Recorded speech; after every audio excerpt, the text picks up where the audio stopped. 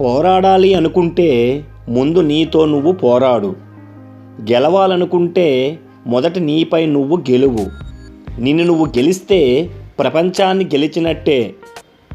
చేసిన తప్పును సమర్థించుకోవడానికి క్షణకాలం పట్టొచ్చు, కానీ ఆ తప్పును సరిదిద్దుకోవడానికి జీవితకాలం సరిపోకపోవచ్చు. ఆకలితో ఉన్నవారికి గుప్పెడు అన్నం, ఆపదలో ఉన్నవారికి చేతనైన సాయం, బాధల్లో ఉన్నవారికి కొంచెం ఓదార్పు అందించడమే నిజమైన మానవత్వం. ప్రయత్నించకుండానే ఏదో సాధించినట్లు కలల కనకు.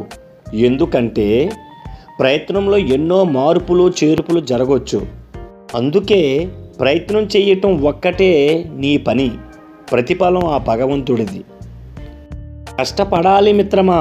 చేతికి గడియారం కట్టుకోవడం వల్ల సమయం రాదు. మీ జీవితంలో సంకోచం ఉంటే దానిని తొలగించండి. ప్రేమ ఉంటే దానిని వ్యాప్తి చెయ్యండి. మరియు చిరునవ్వు ఉంటే దానిని పెంచండి.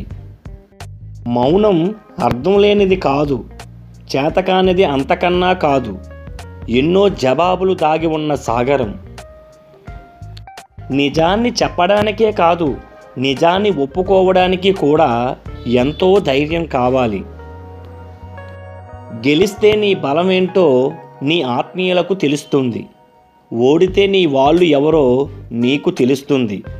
గుర్తుపెట్టుకోండి మిత్రమా, గూడుకి పంజరానికి తేడా తెలిసిన వాళ్ళు మాత్రమే జీవితాన్ని సొంతంగా నిర్మించుకోవడానికి ఎంతైనా కష్టపడతారు. ఈ ప్రపంచంలో రెండు బలమైనవి, తిరుగులేని శక్తులు. ఒకటి యువశక్తి, మరొకటి ఆడదాని అందం. నమ్మకం కళ్ళతో చూసేది కాదు, చెవులతో వినేది కాదు.